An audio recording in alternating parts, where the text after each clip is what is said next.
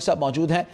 Mirza Iqbal bag صاحب، بہت شکریہ آپ کے وقت کا۔ ورلڈ ریکارڈ تیز ترین 13 ون ڈے سینچریاں، جبکہ کوہلی، تندولکر، ہاشم آملہ اور پھر جو ہمارے کپتان بابر اعظم ہیں، انہوں نے ان سب کو پیچھے چھوڑ دیا۔ کتنا بڑا اعزاز آپ سمجھتے ہیں کہ یہ ہے، نہ صرف خود بابر اعظم کے لیے بلکہ پاکستان کے لیے بھی؟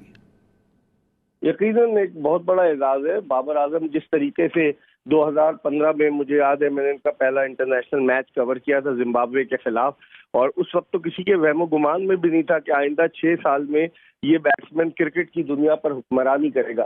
لیکن جس طریقے سے بابر اعظم نے اپنے کھیل میں نکھار پیدا کیا ہے، جتنی وہ محنت کر رہے ہیں اور جس انداز سے وہ ہر ملک میں رنز اسکور کر رہے ہیں، یہ ان کی خاصیت ہے۔ چاہے وہ انگلینڈ ہو، چاہے وہ نیوزی لینڈ ہو، کہیں پر بھی وہ، نیوزی لینڈ تو اس دفعہ نہیں کھیلے لیکن ساؤتھ افریقہ ہو، ہر جگہ وہ رنز اسکور کر رہے ہیں۔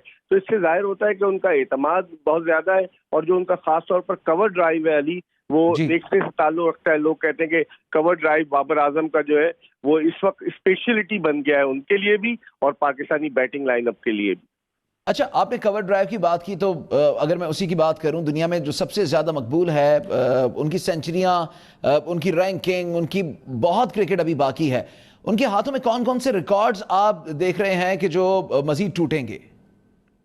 دیکھیں، اس سارا کچھ ڈیپینڈ کرتا ہے علی فٹنس پر، کہ بابر اعظم کی فٹنس کیسی رہتی ہے۔ آپ کو یاد ہوگا کہ نیوزی لینڈ کے خلاف سیریز اس سال کے اوائل میں پوری سیریز بابر اعظم نہیں کھیل سکے، انفٹ ہو گئے۔ اگر بابر اعظم مکمل طور سے فٹ رہتے ہیں تو ابھی ان کی تو عمر پڑی ہے، وہ بھی مزید سارے ریکارڈ اپنے قدموں تلے رول سکتے ہیں۔ میرے خیال میں سب سے زیادہ سینچریوں کا جو ون ڈے انٹرنیشنل کرکٹ میں ریکارڈ ہے وہ اس کو توڑ سکتے ہیں، جس تیزی کے ساتھ وہ آگے کی طرف جا رہے ہیں۔ اور بھی بہت سارے ریکارڈ ہیں، رنز بنانے کے سب سے زیادہ وہ ریکارڈ کو بھی قائم کر سکتے ہیں۔ میں سمجھتا ہوں کہ ابھی ارلی ہوگا کہ کسی ریکارڈ پر وہ اپنی آنکھیں نظریں جمائیں، بلکہ ان کے لیے زیادہ بہتر یہ ہوگا کہ پاکستان کی فتوحات میں کردار ادا کریں۔ ریکارڈ تو پھر آنی جانی چیز ہے، ریکارڈ تو بنتے رہیں گے علی، اور اگر بابر اعظم کریز پر کھڑے ہوتے ہیں تو ریکارڈ خود بخود بنتے ہیں۔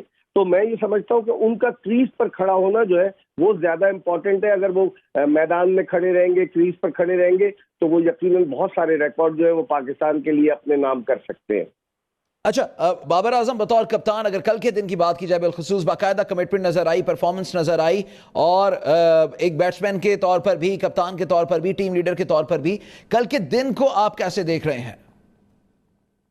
دیکھیں، کل جس طرح سے بابر اعظم نے جو بیٹنگ کی، پاکستانی ٹیم بہت ٹینشن دیتی ہے علی۔ جس طرح بلڈ پریشر پاکستان کا کم اور زیادہ ہوتا ہے، کل ڈریسنگ روم میں آپ نے دیکھا ہوگا کہ مصباح الحق اور وقار یونس کی کیا صورتحال تھی۔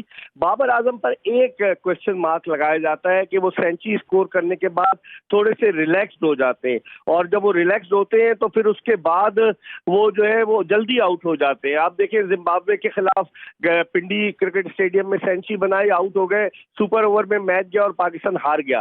کل بھی وہ سینچری بنانے کے فوراً بعد آؤٹ ہو گئے اور پاکستان مشکل سے 2-4 ہو گیا۔ تو مجھے لوگوں کی یہ اوپینین ہے کہ بابر اعظم سینچری بنانے کے بعد انہیں مزید اور کنسنٹریٹ کرنا چاہیے، زیرو سے سٹارٹ کرنا چاہیے، جو ان کی ایک خامی ہے، اور اس پر یقیناً وہ قابو پا لیں گے، ورلڈ کلاس بیٹسمین بن گئے۔ اب دوسرا ایک جو ریکارڈ ہے کہ اب بابر اعظم اگر کچھ اور رنز اسکور کر لیتے ہیں تو چند دنوں میں وہ ICC کی ODI رینکنگ کے نمبر 1 بیٹسمین بن جائیں گے۔ 20 سال سے پاکستان کا کوئی بیٹسمین آج تک ICC کی ODI رینکنگ میں نمبر 1 نہیں رہا ہے۔ تو بہت سارے ریکارڈ توڑیں گے، اور کل جس طرح سے ہماری بولنگ تھی، 55 رنز پر 4 آؤٹ کرنے کے بعد ہم ریلیکس ہو گئے، وہ بھی دیکھنا پڑے گا۔ اور کپتانی میں بھی ابھی بابر اعظم کو بہت کچھ سیکھنے کی ضرورت ہے، ابھی بہت جلدی ہے، لیکن ان کو یقیناً جب وہ سیکھیں گے، جس طرح 55 پہ 4 سے انہوں نے 273 رنز کروا دیے، تو ان تمام چیزوں پر انہیں غور کرنا پڑے گا۔ ٹھیک ہے، بہت شکریہ۔ اسپورٹس تجزیہ کار، کرکٹ اینالسٹ مرزا اقبال